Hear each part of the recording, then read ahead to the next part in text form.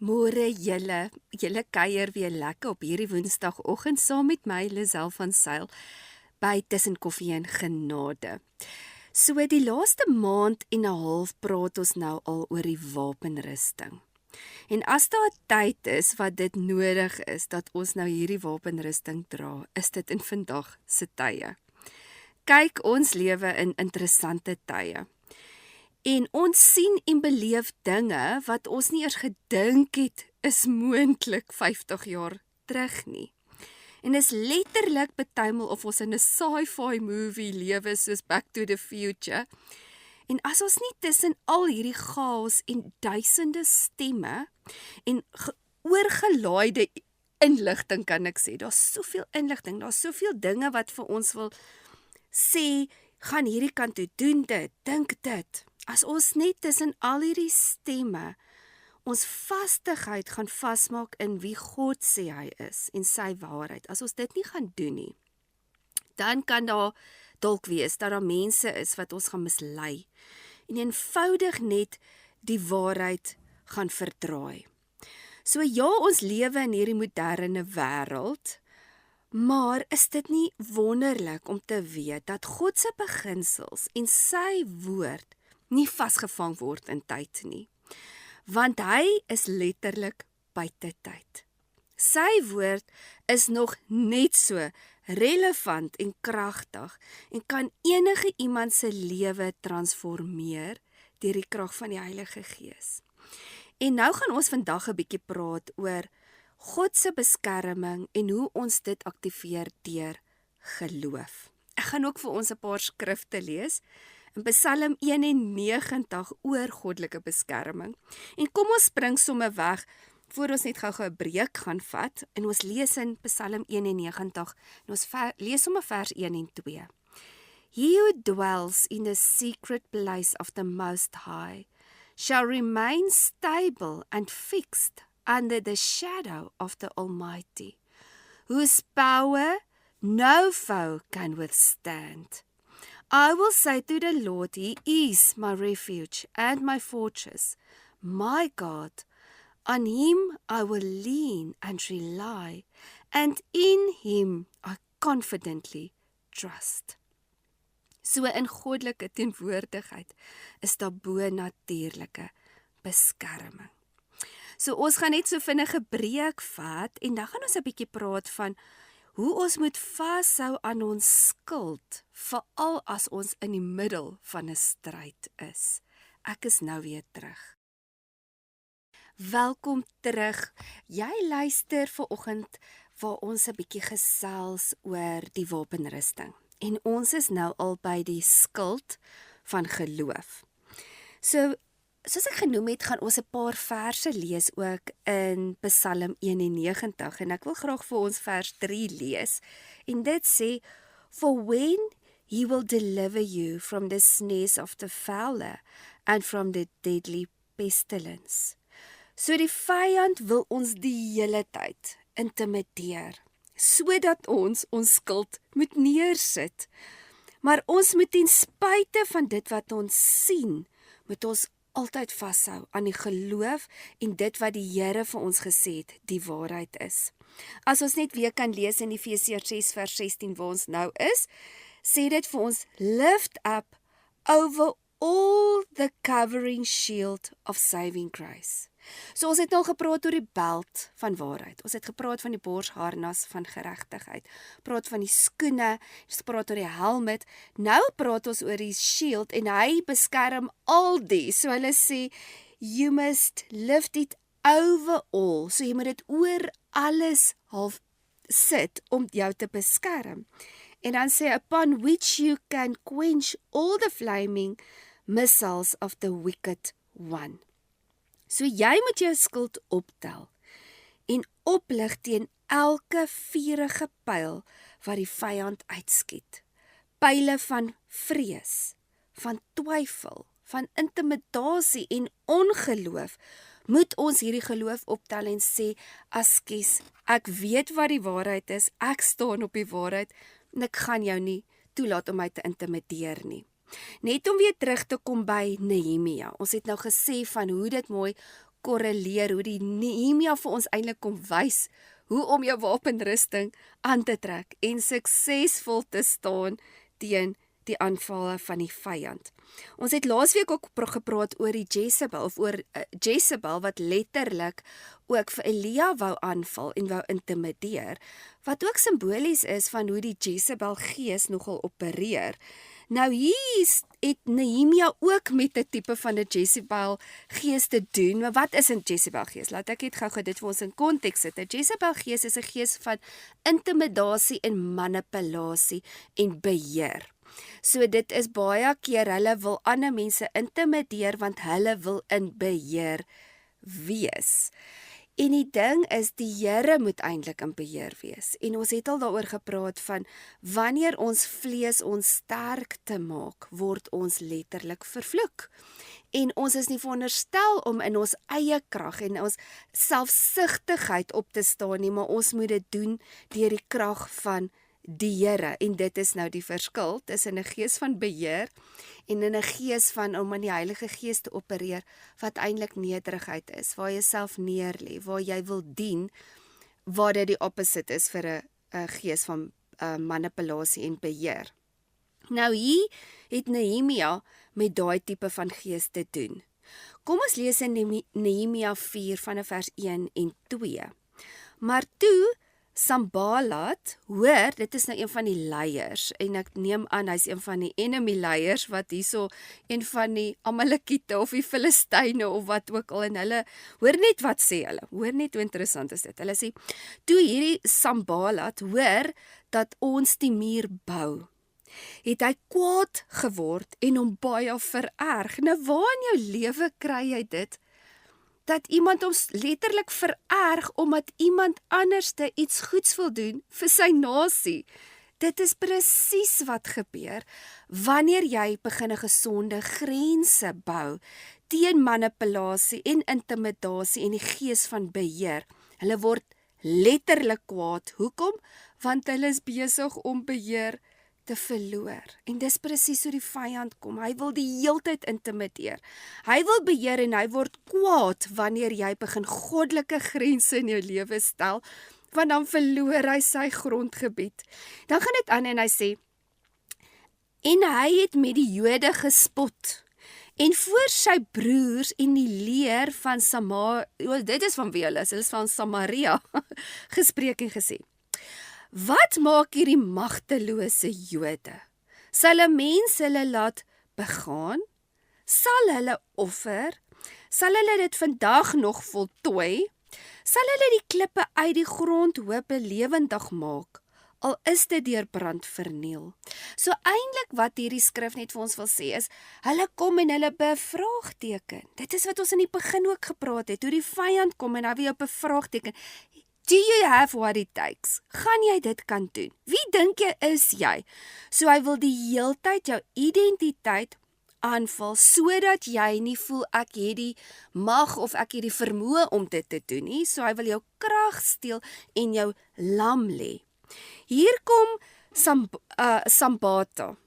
En hy doen presies wat Jezebel ook gedoen het, wat ons laasweek oor gepraat het. En hy probeer twyfel en vrees te bring, en dit is daai vuurige pyle van intimidasie wat ons van praat. So hy wil letterlik hulle, soos ek gesê het, ontmoedig, hulle moed steel en hulle krag steel. En hoe doen hy dit?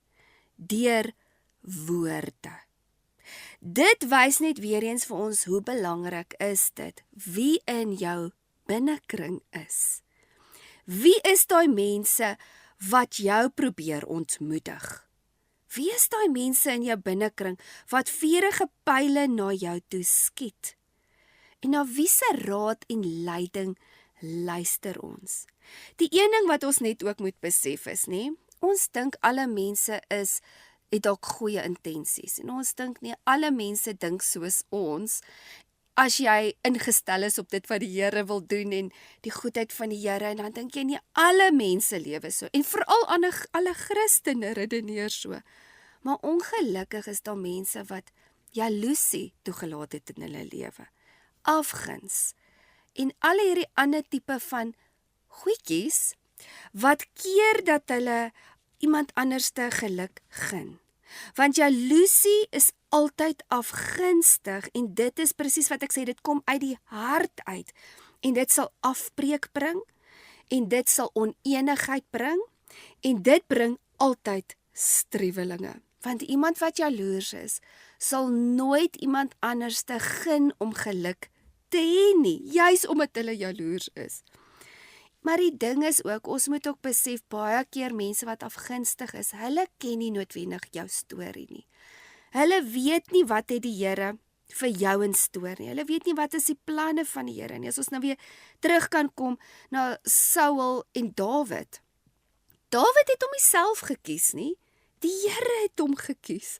En tog was Saul kwaad vir Dawid. En as jy jaloers op Dawid en die arme oukie, want hy was letterlik nog 'n tiener, het nie eers amper 'n keuse gehad nie. Die Here het hom gekies. En dit is presies hoe daai gees opereer. Dit wil jou intimideer en dit wil dan ook dan die planne en die drome wat die Here vir jou het letterlik kom steel. So die een ding wat ons nou ook net moet besef, hierdie roeping en hierdie plan wat die Here vir jou in plek het, dit het eintlik niks met niemand te doen om jou nie.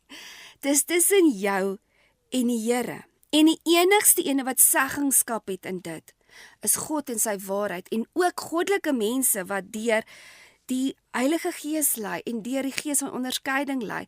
Dis nou daai tipe mense na wie se raad ons moet luister, nie na hierdie ander mense wat eintlik slegte intensies het en nie eers jou gun om jou muur te bou nie. Nou as ons teruggaan na Nehemia en ons lees in vers 3 en hier kom Tobia, dis ook 'n Ammoniet, hy kom by en hy sê, en hy staan toe langs hierdie Sambata en hy sê, wat hulle ook al bou, as 'n jakkals daarteen opspring, sal hy hulle klipmuur omgooi. Nou kom hy ook nog in. So die een bring die ander chom saam en dis presies hoe hierdie gees opereer. Hy wil klomp mense intrek sodat almal al hierdie woorde van twyfel fluister en sê en die heeltyd jou wil intimideer van wat dink jy doen jy? Wie dink jy is jy nou eintlik? Maar wat doen Nehemia? Hy is vas op dit wat die Here vir hom gee om te doen. Hy sien die visie, hy sien die waarheid en hy val nie vir hulle intimidasie of vir hulle leuns of hulle aannames en hulle aanklagtes wat hulle eintlik na hom toe gooi nie.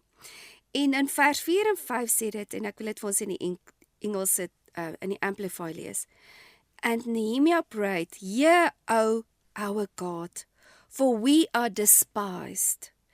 Turn their taunt upon their own heads, and give them for a prey in the land of their captivity. Cover not their iniquities, and let not their sins be blotted out before you. For they have wicked with alarm the builders, and provoked you. So in plaas om te sê, okay, hierdie ouens is eintlik teen my, hy gee die battle vir die Here. En hy sê, Here, ek gaan nie hierdie ouens aanvat nie. Ek gaan nie met hulle beklei nie, want hy verstaan daai hele ding van my stryd is nie teen vlees en bloed nie, maar hy verstaan ook die gees van intimidasie agter dit en hy sê, Here, U hou rekenskap. U is hulle judge. U gaan sê wat reg en verkeerd is. So hy sit dit letterlik en hy vat dit en hy gee dit vir die Here en hy sê, Here, U sort hulle uit. En nou gaan hy aan 'n bladsy, bladsy, ja, ons is nou vir die volgende bladsy.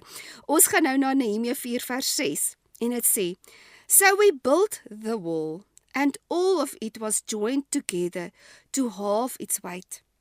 For the people had a heart and mind to work. En dit is my so mooi hoe hulle dit nou weer inbring, die hart en die verstand, hoe jy jou verstand moet beskerm deur jou helmet, jou hart moet beskerm deur jou borswapen wat ons oor gepraat het. En hierso is dit weer waar hulle agterkom, die stryd is teen wat? Jou gedagtes en jou hart. En hy beskerm sy hart en hy sê, Here, ja, hierdie ouens het die verkeerde ding gedoen, maar U reken hulle toe, want wat hulle saai sal hulle maai en U is in beheer hiervan. Maar ek gaan nie laat hulle woorde enige seggenskap in my lewe hê nie. So die vyand haat dit as ons vrykom. En hy wil glad nie eers sien dat ons naaste by werk na genesing toe nie. So die oomblik wanneer ons mure probeer opbou, en ons probeer sekere goed in ons lewe reg in plek sit, sal hy altyd kom met valse aanklagtes om te kom keer en te kom steel en te slag en te verwoes, sodat ons nie bou en verbeter in ons lewe nie. En nou gaan ons aan vers 7 tot 8, nou gaan ons weer terug na die klomp ouens wat so te kere gaan, so dit, but then Sambata, Tobia, en dan sê hulle nou die Amakite en die Amorite en almal kom by mekaar, heard that the wall of Jerusalem were going up and that the breaches were being closed. They were very angry. And they all plotted together to come and fight against Jerusalem, to injure and cause confusion and failure in it. En die is nou exactly die strategie van die vyand. So die oomblik wanneer jy begin opstaan vir reg en regverdigheid, en die oomblik wanneer jy begin gesonde grense bou, en die oomblik wanneer jy onveilige mense begin uitsny uit jou lewe uit, en jy begin na goddelike mense te luister, en jy begin na goddelike raad te luister, dan is dit amper jou eerste, kan ek sê, jou battlefield. Want wat wil die vyand doen? Hy wil dadelik kom en hy wil besering bring, injury. So hy wil jou weer seer maak. So hy bring mense in die kerk om jou seer te maak. Hy bring mense naby om jou teleer te stel. Want die een ding wat ons moet onthou, en dis weer eens 'n Bybelse beginsel, ons oë moet op wie wees? Op mense, op jou pastoor, op jou boetie, op jou sussie, op jou vriendin, op jou pa, op jou ma. Nee, jou oë moet wees op Jesus. En partymal sit ons oë op mense en dan word ons beseer. Die tweede ding wat hy doen is hy wil confusion bring. Hy wil verwarring bring. En dis hoekom hy altyd aankla met was dit, is dit so. Hy wil dit net so bietjie die twyfel bring. Veral as jy vas is en jy weet wat die waarheid is. Nou wil hy kom en sê, maar was die Bybel oorspronklik van die Here af? Wie het gesê die Bybel moet wees soos wat dit is? En dan kom hulle met hierdie misleiding en dan kom hulle met hierdie twyfel, want hulle wil die Bybel diskrediteer, hulle wil Jesus afbreek en sê nee, maar hy was nooit opgestaan uit die dood nie, en al hierdie ander fabels wat hulle wil inbring, want hulle wil verwarring bring in dit wat jy glo. En dan die derde aanval is failure.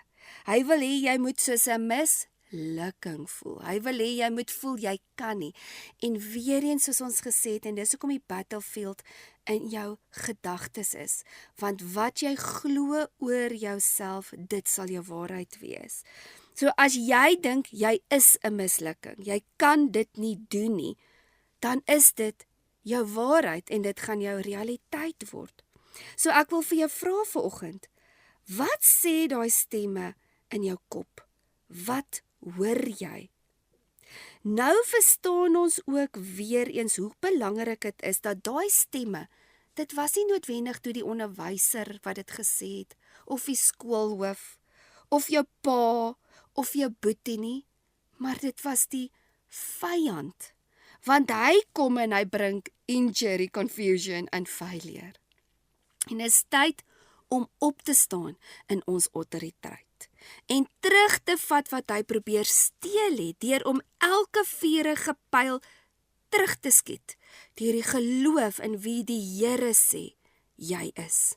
En nou wil ek vir ons vers 9 gaan lees in Nehemia 4 wat sê, maar ons het tot ons God gebid en om hulle ontwil 'n wag teen hulle uitgesit dag en nag. Hy het eenvoudig net nie ingegee met hierdie intimidasie nie, hulle het nie weggehardloop nie, hulle het nie teruggestaan nie, hulle het wagte in plek gesit, en dit is so simbolies van, jy moet jou hart beskerm, jy moet wagte voor jou hart sit, jy moet wagte voor jou mond sit, en hy het gebid tot God die Vader, so hy het teruggehardloop na die Here en die Here se beskerming en met sy geloof in die waarheid vir wie God vir hom is en die waarheid van God se woord het hy bly staan en hy het hierdie muur gebou. En dan gaan ons bietjie verder in vers 14 en dit sê, I looked them over. Nou praat hy van, hy het klomp mense bymekaar gekry en hy het half met hulle bymekaar, die mense wat Nehemia gesê het, luister, ons gaan hierdie muur bou. En hy het hulle ondersoek, hy looked them over, so hy het nie net enige ou gevat nie, hy het nou eers gaan kyk, wie is die ouens wat standvastig is? And he said, and rose up and said to the nobles and the officials and the other people, do not be afraid of the enemy. Earnestly remember the Lord and imprint him on your mind. Julle, die is vir my so mooi gestel. Ons moet letterlike imprint hê in ons gedagtes wie God die Vader is. En ons gaan nie vir 'n oomblik terugstaan of in vrees en in angstigheid terugtuins en sê, oh, nee, ek is nou oorweldig nie. Hy sê, great and terrible, and take from him courage to fight for your brethren, your sons, your daughters, your wives, and your homes. So hy sê vir hulle, earnestly remember. Ons kan nie dit bekostig om te vergeet wie God vir ons is nie. Ons moet dit in ons verstand inprint. Dit moet vir jou meer 'n realiteit wees wie God die Vader is as enige leuen of intimidasie. Nou voor ons net weer 'n breek vat, kom ons kom weer terug na Psalm 41 en ons is nou by vers 4 en ek wil dit sommer vir ons lees want dit is so mooi tot toepassing vir wat ons nou oor gepraat het. En Psalm 91 vers 4 sê vir ons, then he will cover you with his pinions, wat natuurlik ook sy penvlerke is. And under his wings shall you trust and find refuge. His truth and his faithfulness are a shield and a butler. Julle, en dan moet ons net weer eens sê, Here, hardloop ek na u vir beskerming. Gaan staan ek in geloof in u teenwoordigheid, of probeer ek nou maar my eie battles hier veg, en is dit nie dan hoekom ons juis oorweldig voel, en uitgebrand voel, en alleen voel nie, want ons probeer dit in ons menslike kragte doen. So ons gaan net gou-gou 'n bietjie 'n breek vat. En dan gaan ons 'n bietjie praat oor Abraham, wat die vader van geloof was. Ons gaan nou weer, ek gaan nou weer terug wees, so gaan kry vir jou 'n lekker koppie koffie. Ek sien jou nou weer. Welkom terug julle. Ons praat so 'n bietjie oor die skild van geloof. En ook van goddelike beskerming wat ons kry wanneer ons in hierdie geloof opstaan. Nou kom ons lees nou die volgende versie van Psalm 91 en ons is nou by vers 5. Dit sê, you shall not be afraid of the terror of the night, nor of the arrow of evil plots and slanders of the wicked that flies by night. Hoe mooi tot toepassing van hierdie vuurige pile wat ons nou van praat, van ons moenie eers bang wees daarvoor nie. So nou as daar iemand was wat nie bang was vir 'n geveg nie, was dit Abraham. En as ons net 'n paar van sy stories kan vertel, ons weet op 'n stadium het hy sy neefie Lot het by Sodom en Gomorra gebly en op 'n stadium toe moes hy ook vir hulle gaan veg het. Hy het 'n hele army, sommer die mense wat vir hom werk, hy het gesê kom ons gaan veg en hulle het sommer die mense verslaan en toe gaan red hy vir Lot en sy familie. En daar's soveel stories van Abraham wat ons vanoggend oor kan vertel, maar die een ding wat ek wil uitbring is dat Abraham bekend staan van die vader van geloof. En wat letterlik in geloof moes gestaan het om deur te breek vir die beloftes en ook vir, as mens nou praat van grondgebied, hy moes grondgebied ingeneem het waar die vyand wil kom steel, slag en verwoes het. Hy het letterlik uit 'n afgode agtergrond af uitgekom, kan ek sê. So sy ouers was nie noodwendig mense wat die Here gedien het nie. So hy moes uit dit uitgekom het en dan ook hierdie belofte in besit gaan neem met wat die Here vir hom vir gegee het, en die beloftes wat die Here vir hom gegee het. So ons kan gerus 'n ding of twee by hierdie Abraham gaan leer. So kom ons lees 'n bietjie in Genesis 15 vers 1 tot 2. Na hierdie dinge het die woord van die Here tot Abraham gekom in 'n gesig en gesê: "Vrees nie, Abraham. Ek is vir jou 'n skild en jou loon is baie groot." En dis my so mooi dat hy kom en hy sê, ek is jou skild. Ek is jou beskerming. Maak nie saak wat jy moet face nie, ek gaan jou beskerm. Toe vra Abraham: "Here, Here, wat sal U my gee, aangesien ek sonder kinders heen gaan en die erfgenaam van my huis?" En dit is juist waaroor hierdie hele verhaal ook natuurlik gaan. Is Abraham het nooit 'n seun gehad nie, of op daai stadium. Hy kon nie sien hoe is dit 'n werklikheid nie. Hy kon nie sien hoe is dit ewen moontlik nie. Hy moes letterlik net God vertrou het. En hier kom hy en hy is bekend as die vader van geloof, maar tot hy het getwyfel. Maar ten spyte van dit wat hy nie kon sien nie en dit wat hy nie kon verstaan het nie, het hy tog vertrou op die Here. Maar eers het hierdie mannetjie dit in sy eie hande geneem en ons weet self wat het gebeur, omdat hy ongeduldig was en hy vir 'n oomblik sy skuld neergesit het en toe het hy dinge in sy eie hande probeer neem en toe het hy 'n Ishmael create wat toe nou nie so goed uitgewerk het en dis nou nog 'n probleem eintlik in vandag se lewe, maar kom ons gaan verder. Ons lees in Genesis 15 vers 5 tot 6. Daarop lei hy hom uit na buite met die woorde. En dit is presies wat die Here vir ons wil gee. Hy wil vir ons sê, kyk, hier's 'n teken. En ons het hordes tekens elke dag wat ons kan volg. Tekens uit sy woord. Bewyse van wie hy was in die verlede wat ons op kan vasstaan. Want Abraham het dit nie gehad noodwendig nie. Dink gou bietjie, daar was nog nie 'n Jesus toe Abraham daar was nie. Daar was nog nie 'n Dawid toe Abraham daar was nie, maar as gevolg van Abraham se geloof het daar 'n Dawid gekom en 'n Jesus en 'n redder vir ons wat nou nog ons lewens red. So hierso kom hy en die Here sê vir hom, kyk nou op na die hemel en tel die sterre wat hulle kan tel.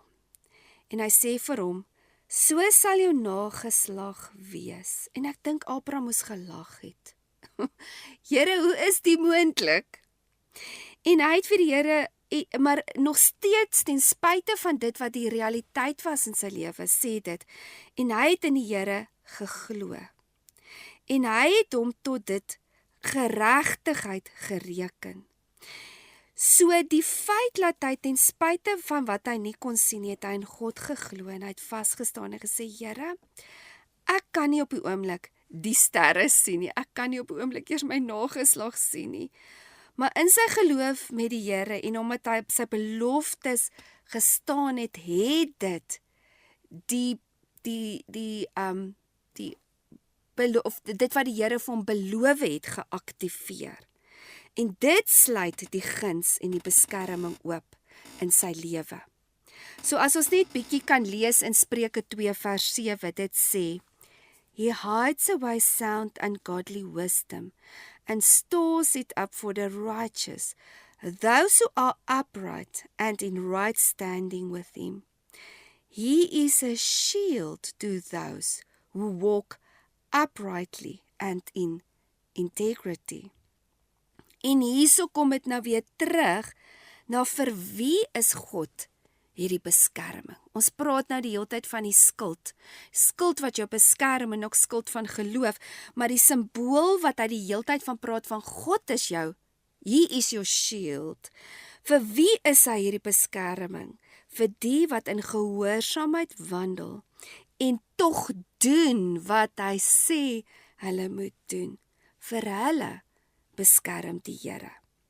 En nou kan ons dit net weer terugbring na Psalm 18 en ons gaan lees nou weer 'n bietjie daar en ons gaan lees in Psalm 18 vers 2 wat vir ons sê, The Lord is my rock, my fortress and my deliverer, my God, my keen and firm strength, in whom I will trust and take refuge, my shield and the horn of my salvation, my high tower.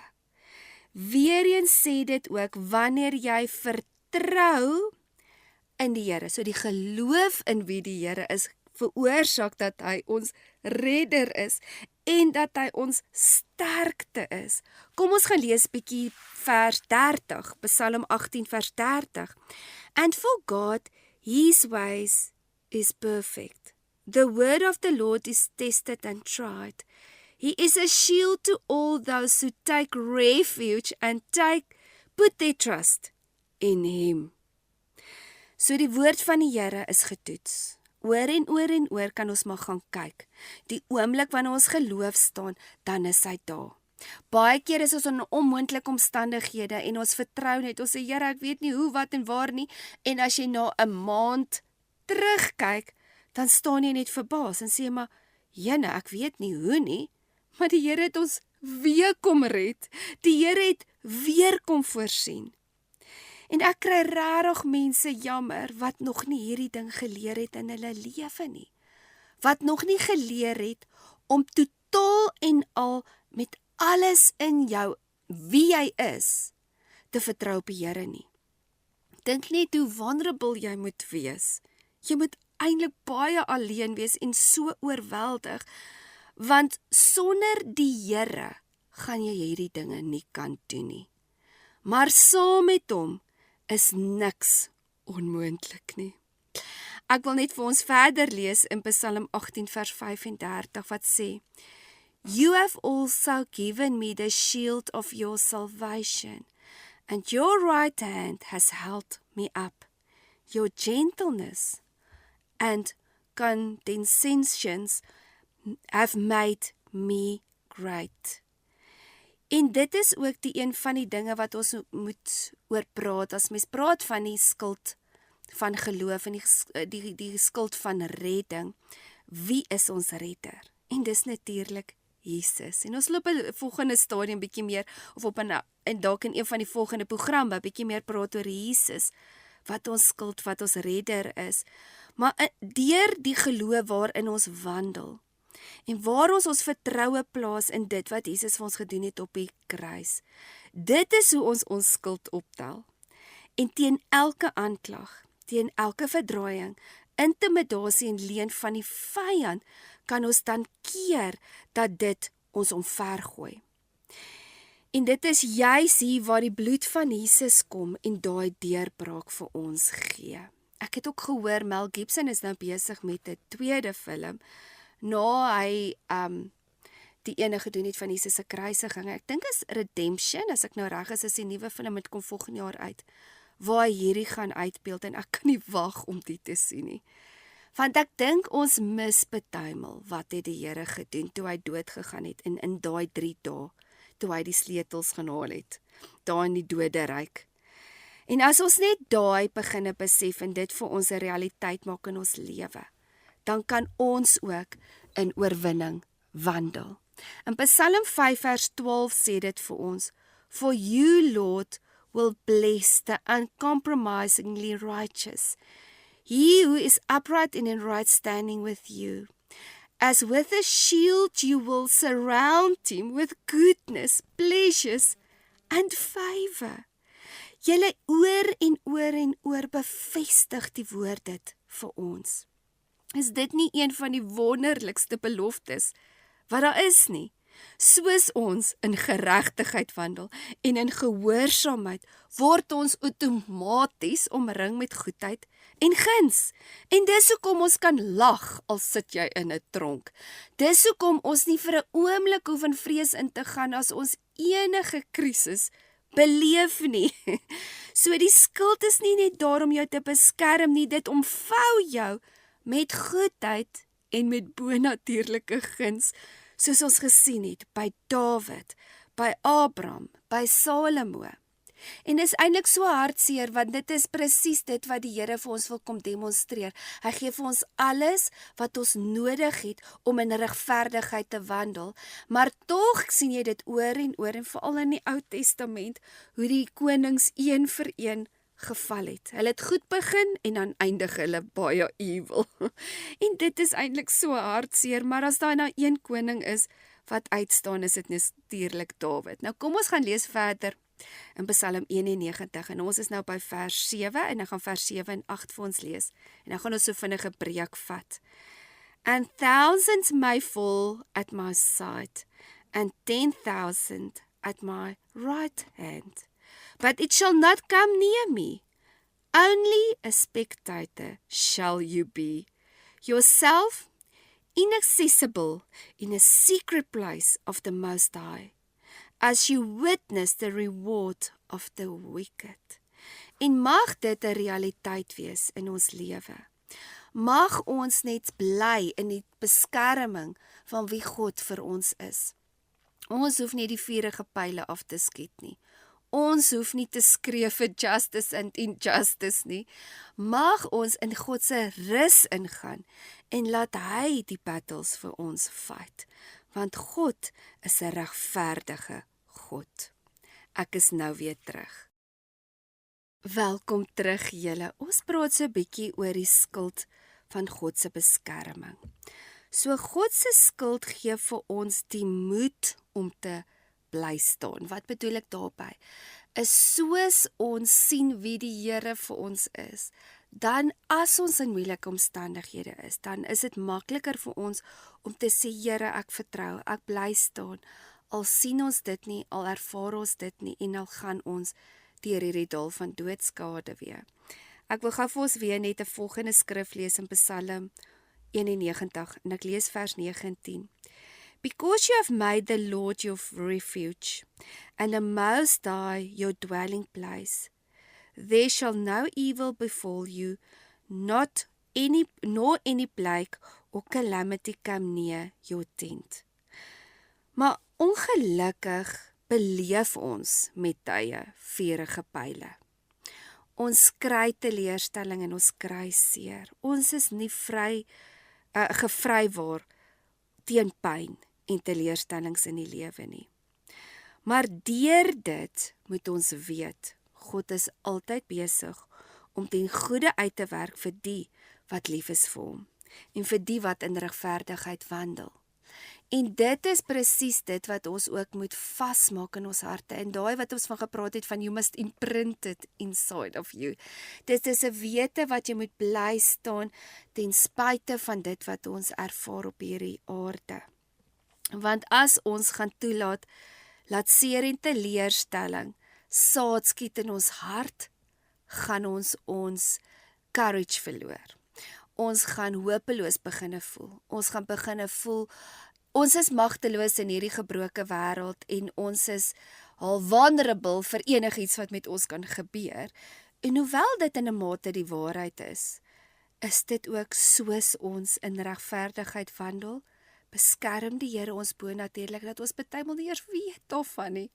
Hoeveel keer was dit nie al dat jy gery het in 'n straat en dan ewe skielik is dit of jy net voel, ek moet stadiger ry. En dan kom jy by 'n plek en dan sien jy, jene, hier was nou net 'n ongeluk. Dit het al paar keer in my lewe gebeur. Dit het al letterlik ook al gebeur dat ek laat was vir 'n afspraak en ek was so hyper geïrriteerd. En toe ek was op die highway en toe ry ek op die highway en toe ek terugry, toe besef ek daar was 'n ongeluk in daai tyd presies wanneer ek daar sou gery het.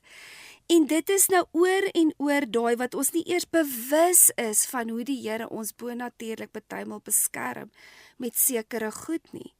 Nou Psalm 119 vers 114 sê vir ons: You are my hiding place and my shield. I hope in your word. Julle, dit is so belangrik om hierdie verse vas te vat. En partymal juis wanneer jy in 'n oorweldige situasie is en jy voel mismoedig en jy voel ek sien nie antwoord nie. Ek is in my woestynseisoen en ons sal nou 'n bietjie praat daaroor. is dit so belangrik om hierdie skrifte in mense harte te bevestig. So wanneer jy so bietjie vulnerable voel, of jy het seer gekry, gaan kruip juis weg by die Here. Vat 'n oomblik om by hom te sit en net weer sy hartklop te hoor. Want dis juis partymal in hierdie pyn wat ons partymal probeer wegkom en sê, Here, hoekom was U nie daar vir my nie? En in plaas daarvan te vra van, hoekom het hierdie met my gebeur? Hoekom vra ons nie, wat is dit wat U vir my wil wys nie? Want dis nie die Here wat hierdie pyn veroorsaak altyd noodwendig nie. Dit is as gevolg van sondige mense of die sondige wêreld wat ons in is, wat ons partymal ook pyn kry. En soms leer ons juis uit pyn, dinge van onsself, en ons leer dinge van ander mense in pyn. So pyn is nooit net 'n ding wat jy beleef, wat nou maar net sommer so is nie. Elke seer wat ons kry, moet ons filter deur die waarheid van God se woord. En dit gee vir ons natuurlik dan 'n goddelike insig en wysheid ook. En as daar iemand is wat pyn baie goed ken, was dit Dawid. Kom ons gaan lees 'n bietjie, hoe het hy dit hanteer toe hy in erge pyn was. Hoe sal jy voel as jou eie seun jou jag en jou wil doodmaak? En dit is presies wat Absalom kom doen het met Dawid. Nou kom ons lees Psalm 3, vers 1 tot 3. En dit sê, when he fled from Absalom his son, het hy nou hierdie Psalm natuurlik geskryf. Lord, how they are increased who trouble me. Many are they who rise up against me. Many are saying of me, there is no help for you in God. But you, Lord, are a shield for me, my glory and the lifter of my head. En hier kom Dawid oor en oor en oor. En hy bevestig net, Here, U is my skild. En kyk, hy was vir 'n oomblik regtig in die moeilikheid, wat Absalom, net soos Jezebel, het dit reg gekry, om te gaan staan in die poorte en leuns te vertel en intimidasie en verdraaiings en al daai tipe van goed wat ons gepraat het van die tegnieke van die duiwel. En mens kry, net soos 'n Jezebel gees, kry 'n Absalom spirit wat baie dieselfde opereer, wat wil kom manipuleer en domineer. En dit kan jou letterlik oorweldig voel, en Dawid moes op 'n stadium letterlik gevlug het teen Absalom. Maar kyk, die Here is getrou. En hy het sommer laat Absalom self oppak in hierdie boom met sy hare, en ons ken die hele storie van die perd het onder hierdie boom gehardloop, en ek weet nie hoe dit gebeur het nie, maar toe is hy dood met een slag. So Psalm 6, as ons nou verder lees in Psalm 3 van vers 4 tot 6 sê dit, with my voice I cried to the Lord, and he heard and answered me out of his holy hill. I lay down and sleep. I waken again, for the Lord sustain me. I will not be afraid of 10,000 of people who have set themselves against me round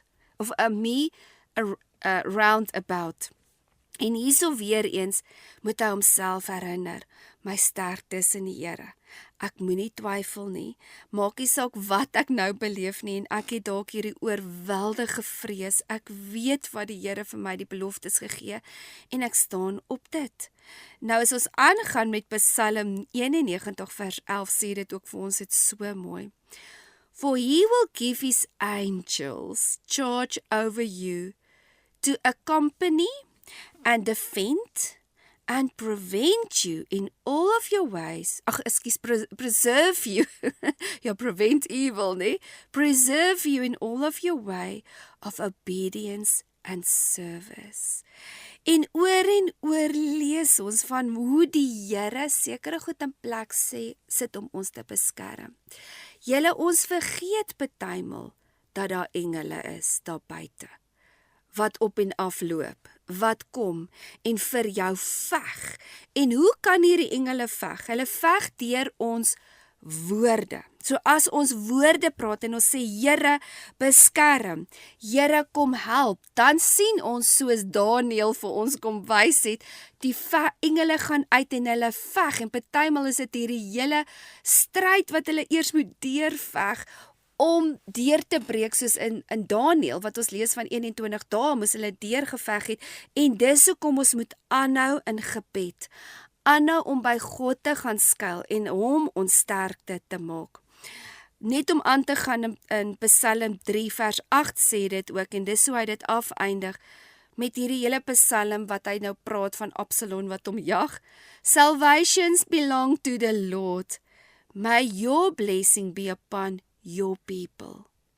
En dit is weer eens daai ding, die Here sluimer en hy slaap nie.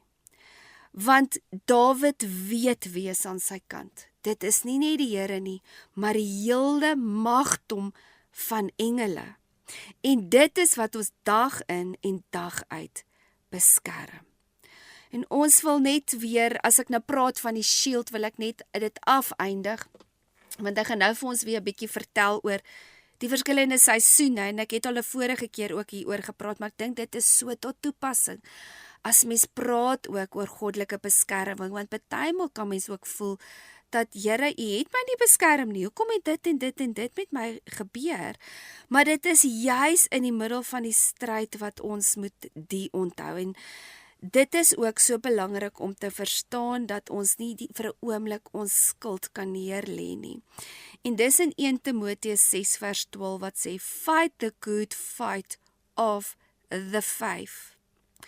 Lay hold of the eternal life in which you were summoned and for which you confess the good confession of faith before many witnesses. So ek wil julle bemoedig, veg die goeie geveg in geloof. En moenie dat die vyand jou vir 'n oomblik intimideer, sodat jy jou skuld neerlê en sê, nee, ek is alleen, die Here is nie daar nie, ek kan die nie doen nie, want deur Christus is jy tot alles in staat. Ek wil net nou vir ons nog gou 'n versie lees, Psalm 91, en ek's nou by vers 14, en ek gaan 14 tot 16 vir ons lees, en dit sê, because he have set his love upon me, therefore I will deliver him. I will set him on high, because he knows and understands my name, has a personal knowledge of my mercy, love, and kindness. Trust and rely on me, knowing I will never forsake him. No, never. He shall call upon me, and I will answer him. I will be with him in trouble. I will deliver him and honor him. With long life will I satisfy him and show him my salvation. En daai is seker een van die bekendste skrifte, en ons almal ken dit.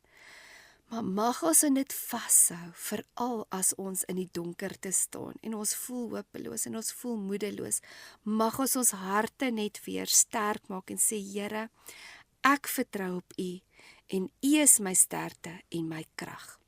Ons gaan vinnige breek net weer vat, en dan gaan ons 'n bietjie praat oor wanneer jy in daai moeilike seisoene is. En ek wil net elkeen kom bemoedig weer vanoggend en sê, weet jy wat, jy kan en jy is tot alles in staat.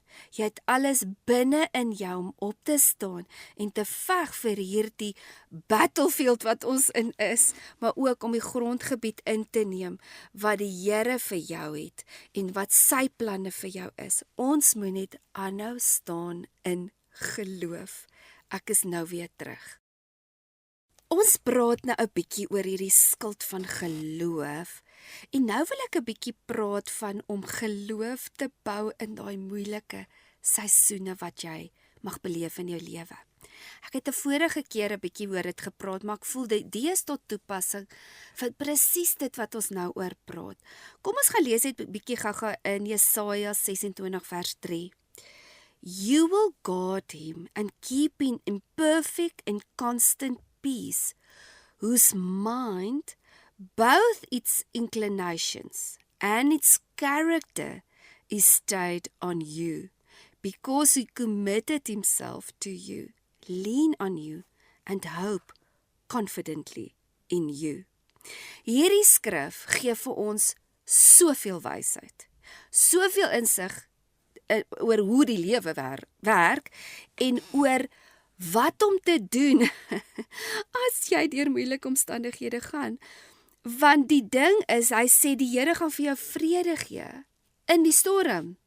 Die Here gaan jou beskerm al is jy in daai onstabiele, moeilike situasie. Maar hy sê wie gaan vrede hê? Wie se mind, so jou inclination en jou character, so dit is wat ons van gepraat het van, wanneer jy jou hart vasgemaak het.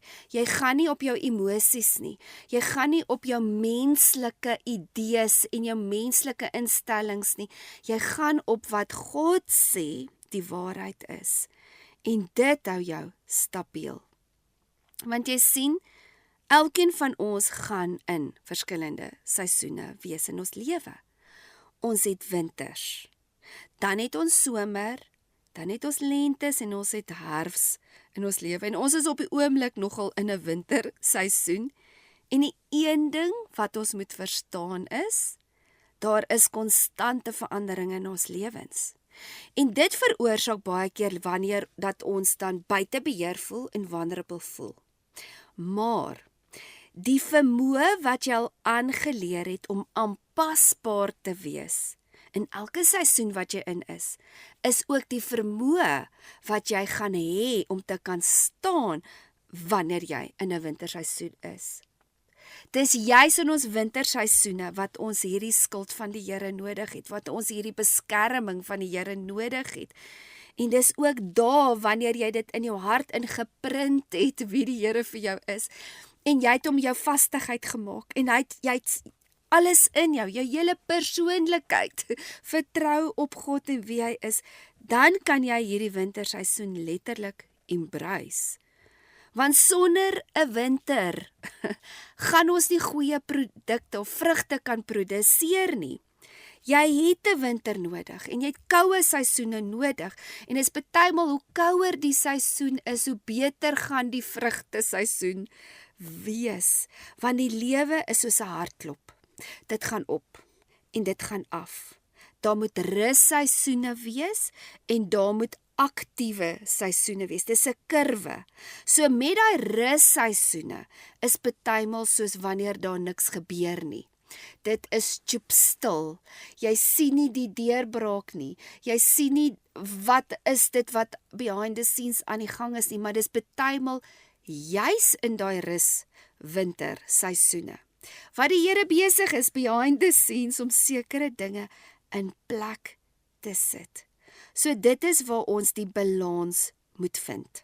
Ons kan nie die hele tyd net hardloop op 120 en dink die lewe gaan net die hele tyd aksie wees nie. Met tye gaan ons met rus ingaan. En partymal ruk die Here ons in rus in. En mens noem dit partymal burn-out. Burn-out kan vir jou skree, luister, jy is te besig. Jy wil te veel, te vinnig, te alles doen. En partymal is ons in burn-out omdat ons baie van hierdie goed in ons eie krag wil doen en nie noodwendig in God se timing bly nie. Ons is baie keer in burn-out omdat ons oorgaan in people pleasing en al die ander dinge of van op ons self te vertrou en dinge op in ons eie mag te probeer uitsorteer. Maar dit is juist daar ook waar ons moet in die hartklop van die Here bly. Anderste gaan ons dit mis. So as jy 'n warm seisoen wil hê terwyl dit reën of terwyl dit sneeu, gaan jy ongelukkig die hele tyd uit wees en gaan dit jou ongelukkig maak, want jy het soms die reën nodig. Jy kan nie sonder die reën gaan nie.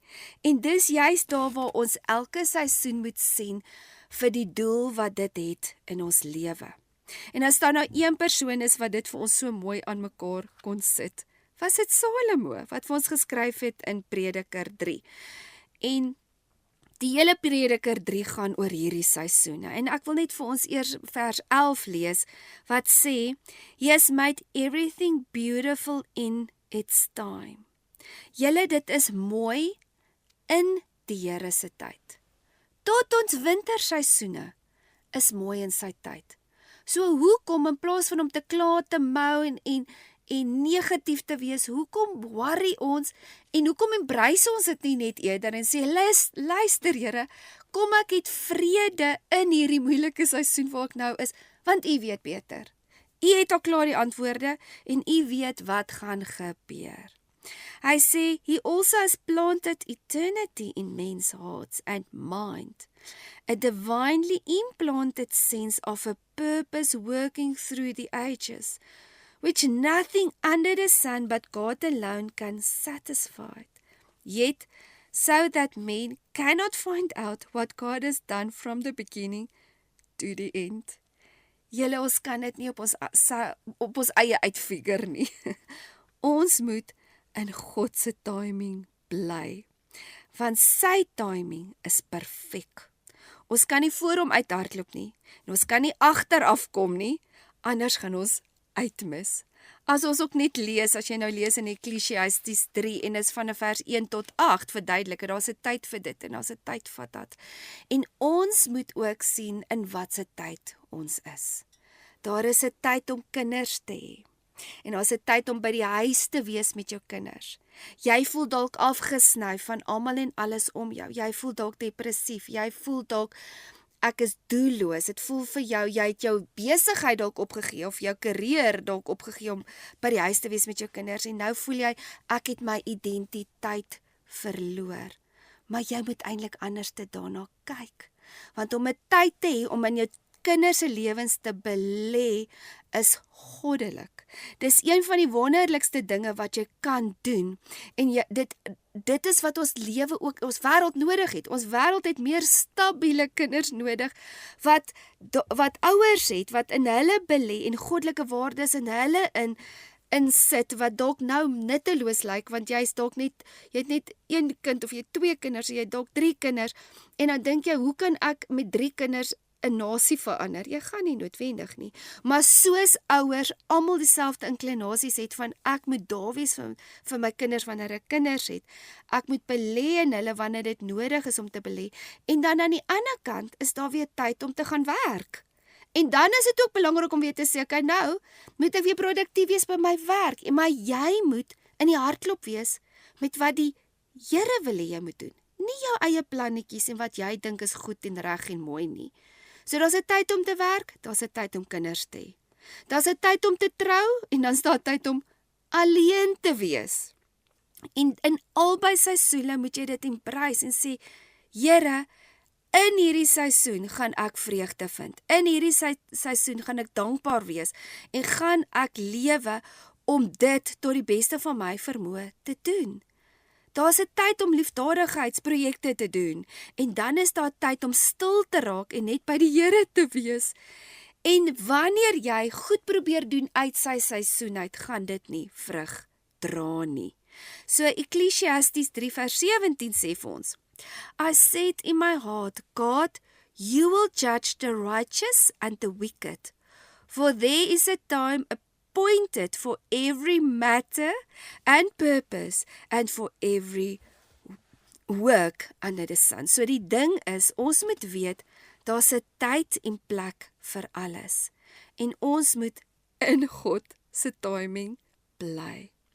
Maar soms wil ons dinge in ons eie hande neem, want ons verstaan nie noodwendig wat nou hier aangaan nie, of ons kan nie die groter prentjies sien nie. En dis ook hoe die Bybel sê, en all that you get understanding. En dis ook baie keer hoekom ons onvervuld is en in depressie opeindig. Want partymal dan wil ons in beheer wees. So ons beheer, ons dink ek doen nou hierdie projek en ek doen nou hierdie ding of en dis veral moeilik vir mense om te verstaan dat partymal moet ek net let go en net vertrou op die Here en laat hy vir my goed deurbreek, maar nou wil ons beheer. Nou word ons teleurgestel. Ons voel uitgebrand soos wat ek nou gesê het en dan veroorsaak dit dan depressie in ons lewe. As ek net weer kan gebruik die voorbeeld van toe dit lockdown was, ek dink daai was vir elke controller 'n nagmerrie net om te wees. So COVID kon jou gebreek het, eintlik die COVID nie, ek praat van die lockdown, kon jou gebreek het, of dit kon jou die beste weergawe gemaak het van wie jy is. Dit kon die beste seën gewees het, of dit kon die grootste kurs gewees het, en dit was eintlik so 'n goeie voorbeeld om te sien wat het ons in ons harte en in ons lewens belê. Want dit het die kaf van die koring geskei. Dit het gewys die wat werklik op die Here vertrou en die wat hulle eie lewe bedryf en hulle eie lewe stuur, en ek doen dit en ek doen dat, want hier was ons almal afgesny en afgeruk en jou besigheid, jou alles het gaan stil staan. En dit mag sekere mense seermaak as ek hieroor praat vanoggend, want ek dink baie mense het verskriklike trauma beleef in daai tyd. Maar die punt wat ek wil maak is, wanneer ons harte totaal en al, soos hy sê, en wat ons in die begin gelees het, wat he who leans on me and hope confidently in me, en alles wat in jou is op God vertrou, dan gaan jy tot met lockdown kan sê, Here, ek kan nie sien nie, ek kan nie hoor nie, ek kan nie verstaan nie, maar U weet, U is in beheer. En dis hoekom ek ook kan sê, dit was een van my wonderlikste tye in my lewe, was met lockdown. Want hier kon jy 24 uur saam met jou kinders spandeer. Ons het van die wonderlikste tye saam gehad. Die Here het bonatuurlik kom voorsien. En ons kon regtig net sit en sê, Here, ek kon sien hoe U voor die tyd sekere goed in plek gesit het, besluite wat ons geneem het, besigheidsbesluite wat ons geneem het, wat voorsien het, laat ons nog steeds kon doen wat ons doen, as ek dit so kan stel, as ek het so vinnige getuienis kon ingooi. Maar die lank en die kort is, ons moet die hele tyd sê, Here, ek is nie in beheer nie, maar ek weet ook, dit wat U vir my gee om te doen, dit sal ek kan doen, want U het alles klaar in my geplaas om dit te kan doen. Nou, as ons bietjie verder gaan in Ecclesiastes 7 vers 14 sê dit, in the day of prosperity, be joyful, but in the day of adversity, consider that God has made the one side by side with the other, so that men may not find out anything that should be after him. So baie keer bring die Here die een langs die ander ene, om vir ons net weer te ruk en te sê, waar is jou vertroue? En as dit swaar gaan met jou, gaan jy my nog steeds vertrou? Dit is nie die Here se wil noodwendig dat ons die hele tyd moet suffer en in hardship en met druk moet lewe nie. Hy wil nie hê ons moet die hele tyd in daai winterseisoen wees nie.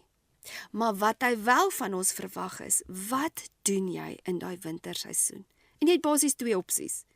Jy kan daar bly en jy kan moan en jy kan ongelukkig wees in die omstandighede en kwaad wees vir die Here, of jy kan toelaat dat jou vreugde en jou vrede nie bepaal word deur jou omstandighede nie, maar jy neem die verantwoordelikheid op en jou selfbeheersing op om nie jou hart te laat gaan nie, om nie in twyfel en vrees in te gaan nie, en jy bou goddelike karakter op en jy kies om te bly staan in die God se vrede ten spyte van dit wat met jou gebeur. Jy kan actually kies wat jy gaan doen. Jy kan kies om daai skuld van geloof op te tel, of jy kies om dit neer te lê. Maar dit sal altyd wees dat ons in 'n seisoen is wat nie altyd lekker is nie. Maar jy moet die vrede kies ten spyte van dit. As daar iemand is wat elke seisoen in sy lewe beleef het, was dit Jesus. Hy het die somer ervaar toe almal agter hom aangehardloop het en 'n groepe mense hom gevolg het en hom gesê het, Messias, Messias, en hulle het aan sy lippe gehang. En dit was sy somerseisoen. Daar was 'n lenteseisoen van wonderwerke wat hy gedoen het. Daar was 'n herfstseisoen waar Maria gekom het en sy het sy voete gesalf en sy het geweet wat gaan kom. En dan was daar natuurlik 'n winterseisoen wat in die wildernis was en natuurlik sy kruisiging. Maar nie vir 'n oomblik het hy sy geloof neergelê nie, want hy het dit gesien. Hy was in al die seisoene en hy het alles gesien en ten spyte van wat hy weet sou met hom gebeur het hy gestaan en hy was vir ons vrede. En dit is ook hoekom Jesus vandag ons prins van vrede is. En dit staan in Johannes 14 vers 27 wat sê, Peace I leave with you, my own peace I now give and bequeath to you. Not as the world give, do I give to you. Do not let your heart be troubled, neither let them be afraid.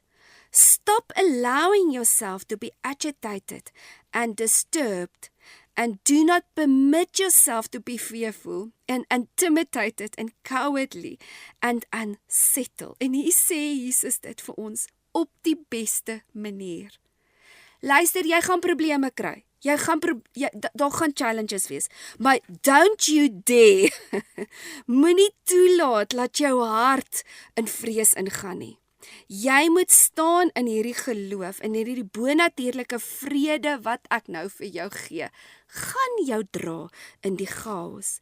Dis juist deur die leiding van hierdie Heilige Gees wat ek vir jou gee, wat jou deur moeilike omstandighede gaan dra, want jy gaan dan kies om in selfbeheersing toe te laat. In selfbeheersing op te tree.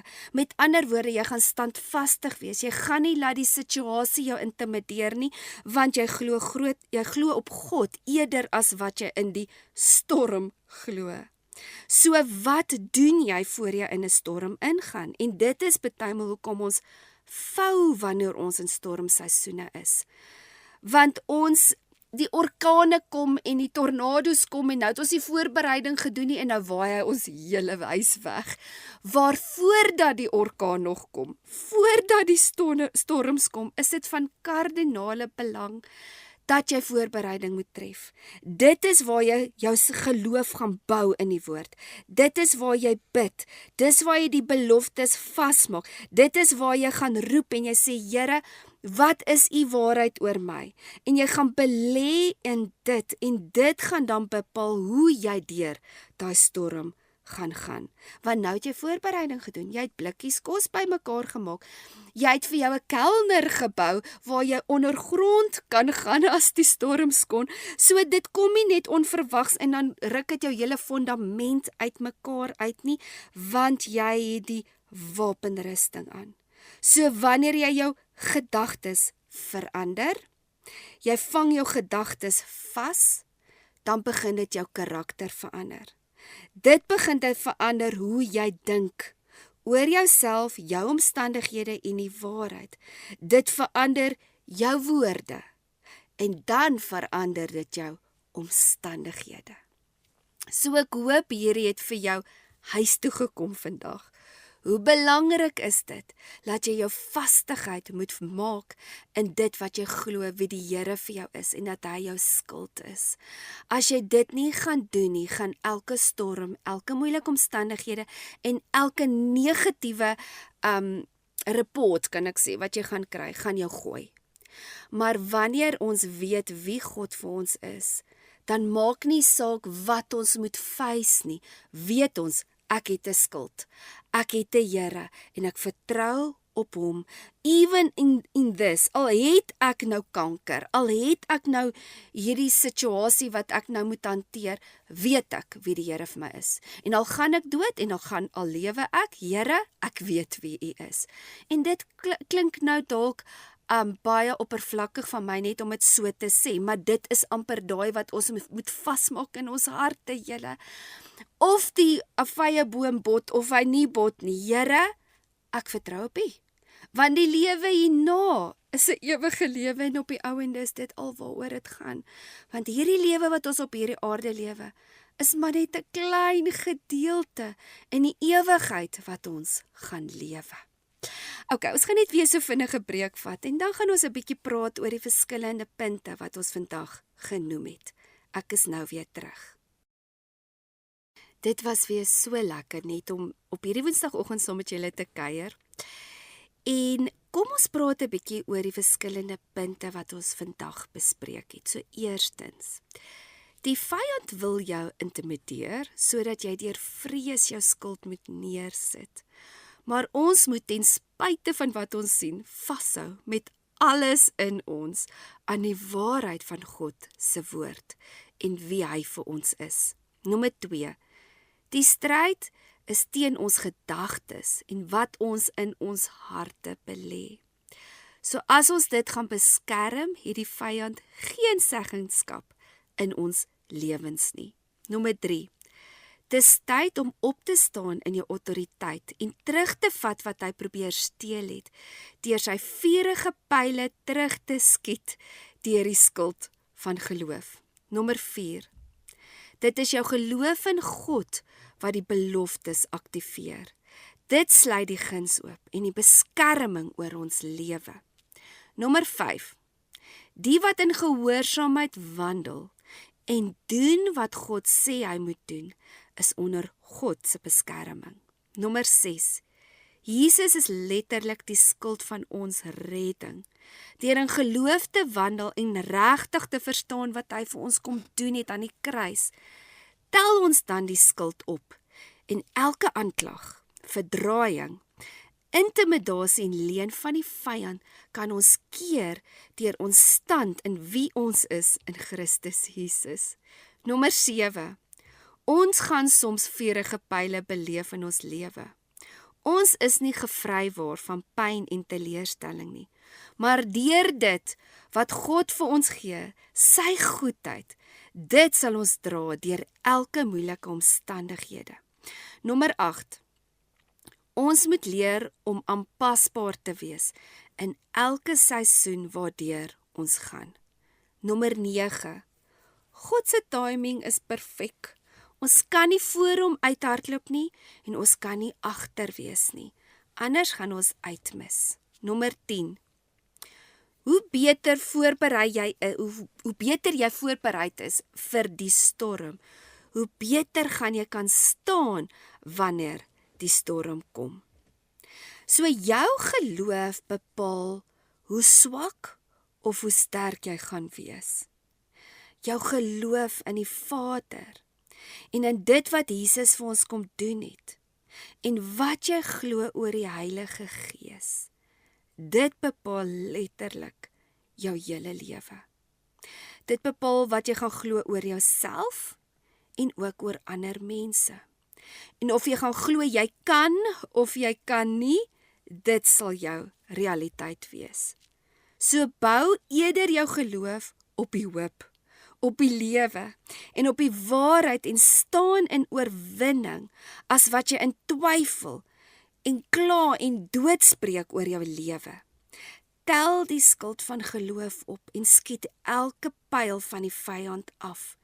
Jou skild beskerm jou hele liggaam. Dit beskerm jou hart. Dit beskerm jou gedagtes. Wat jy glo die waarheid is en die woord van die Here. Ek hoop dit gee vir jou weer 'n nuwe perspektief oor die wapenrusting en wat jy gaan aantrek en dat jy sal opstaan in jou oorwinning in Jesus Christus. So volgende week gaan ons 'n bietjie praat oor wat jy dink is wie jy word. En dan gaan ons ook 'n bietjie verder praat oor die wapenrusting. En dit is so belangrik om elke aspek te kan verstaan en te kan sien hoe elke wapen in plek val. Dalk wil jy ook een van die vorige lesse net weer luister, want hulle volg natuurlik op mekaar. Dalk het jy een gemis, dan kan jy gerus gaan loer daar op yourdestiny.org.za en jy sal sien daar staan hartklank. Jy kan daaronder gaan kyk, daar's al die hartklankprodukte of die opnames wat ek gedoen het oor die laaste jaar. Ja, kan dit nie glo nie, dis nou al 'n jaar wat hierdie program al aan die gang is.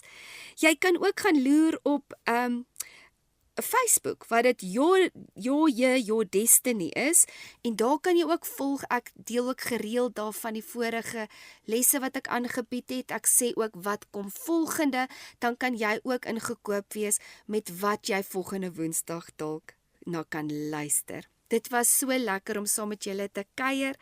Ek hoop julle het 'n lekker warm Woensdagoggend hoewel ons in die middel van die winter is. Mag die Here jou dra die week en ook jou help lei en beskerm vir dit wat oor jou pad kom. Lekker dag verder. Totsiens.